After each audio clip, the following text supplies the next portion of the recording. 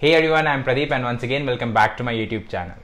तो आज के इस वीडियो में हम एक बहुत ही इंटरेस्टिंग टॉपिक के बारे में बात करने वाले हैं। तो अगर आपने IoT प्रोडक्ट्स के बारे में थोड़ा बहुत पढ़ रखा है या फिर अगर आप IoT प्रोडक्ट्स पे काम करते हो तो आपने एक चीज़ के बारे में बहुत बार सुना होगा, दैट इज़ MQTT। तो आज के इस वीडियो में हम समझेंगे कि ये MQTT क्या होता है एंड MQTT कैसे काम करता है। एंड आई एम श्योर कि अगर आप इस वीडियो को एंड तक देखोगे तो आपको MQTT का कॉन्सेप्ट कंप्लीटली समझ आ जाएगा। तो चलिए let's get started. So MQTT का फुल फॉर्म है message queuing telemetry transport. And MQTT एक बहुत ही लाइट वेट मैसेजिंग प्रोटोकॉल है एंड जो डेटा एंड बैंडविड्थ की रिक्वायरमेंट होती है एक डिवाइस से दूसरे डिवाइस तक मैसेज सेंड करने के लिए वो MQTT में बहुत ही ज़्यादा कम होती है। इसलिए ये एक परफेक्ट सोल्यूशन है IoT प्रोडक्ट्स के लिए। तो MQTT को कम्प्लीटली समझने के लिए हमें कुछ MQTT के बेसिक कॉन्सेप्ट समझने पड़ेंगे, जैसे कि MQTT broker, MQTT clients, publish, subscribe, messages and topics. तो इन कॉन्सेप्ट्स को समझने के लिए अब हम एक रियल लाइफ एग्जाम्पल कंसिडर करते हैं। तो यहाँ पे हम YouTube का एग्जाम्पल कंसिडर कर लेते हैं एंड मैं YouTube के दो बहुत ही famous channels BBQ wines and Carry Minati का एग्जाम्पल कंसिडर कर रहा हूँ। BBQ वाइन्स एक कॉमेडी चैनल है एंड कैरी मिनाटी एक गेमिंग चैनल है। अब हम दो बंदे कंसिडर करते हैं, एलेक्स एंड जॉन। एलेक्स को कॉमेडी बहुत ज़्यादा पसंद है, इसलिए उसने BBQ वाइन्स चैनल को सब्सक्राइब किया यूट्यूब पे। एंड जॉन को कॉमेडी भी पसंद है एंड गेमिंग भी पसंद है, इसलिए उसने BBQ wines and Carry Minati ये दोनों चैनल्स को सब्सक्राइब किया है यूट्यूब पे।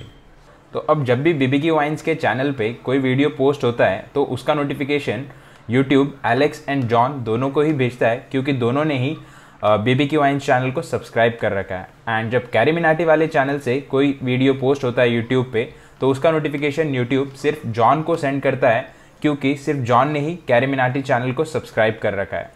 तो MQTT का कॉन्सेप्ट भी बिल्कुल सेम है एंड MQTT भी बिल्कुल इसी तरीके से काम करता है।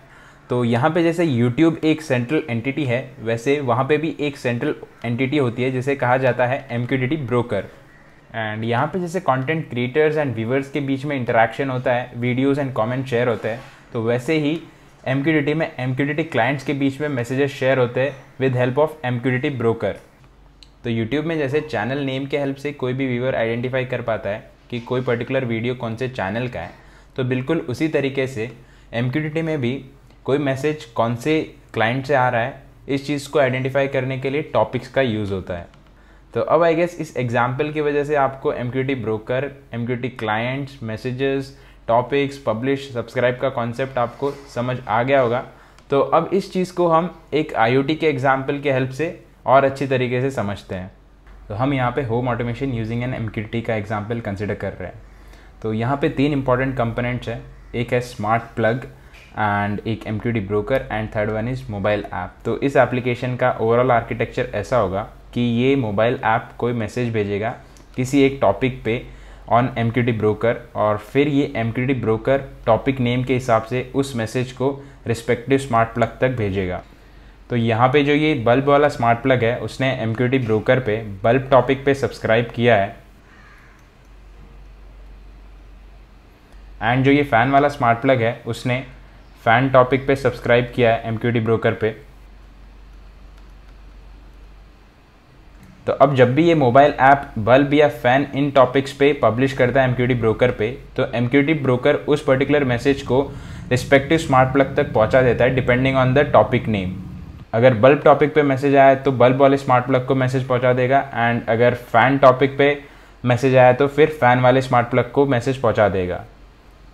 फॉर एग्जांपल, अगर मोबाइल ऐप ऑन मैसेज भेजता है बल्ब टॉपिक पे, तो ये MQTT ब्रोकर ये वाले स्मार्ट प्लग को ऑन मैसेज भेजेगा एंड ये बल्ब जो है वो ऑन हो जाएगा। तो इस तरीके से ओवरऑल फंक्शनिंग होती है MQTT की।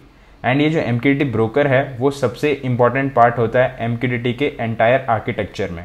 एंड ये जो एंड पॉइंट्स होते हैं, जैसे यहाँ पे smart plugs and mobile app है, तो उनको MQTT क्लाइंट्स कहा जाता है।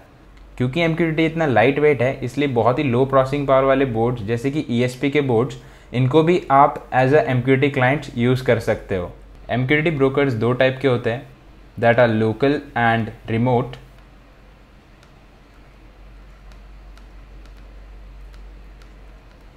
तो लोकल MQTT ब्रोकर बेसिकली एक पर्टिकुलर वाईफाई नेटवर्क में काम करता है। सो उस पर्टिकुलर नेटवर्क में जो भी डिवाइसेस कनेक्टेड है वो आपस में कम्युनिकेट कर सकते हैं। एंड रिमोट में आप कहीं से भी किसी भी डिवाइस को कनेक्ट कर सकते हो, तो इसमें कोई नेटवर्क की लिमिटेशन नहीं होती। तो ये डिफरेंस होता है local and remote MQTT broker का। तो अब आई होप आपको MQTT का बेसिक कॉन्सेप्ट समझ आ गया होगा। एंड MQTT एक बहुत ही सिंपल कॉन्सेप्ट है जो IoT में यूज होता है for sending message from one device to another device. तो अगर आपने इस वीडियो को यहाँ तक देख लिया है तो please like and share this video. And अगर आपको MQTT के रिलेटेड कोई भी डाउट है तो please let me know in the comment section. So all my lovely friends will meet in next video. So until then, bye and take care.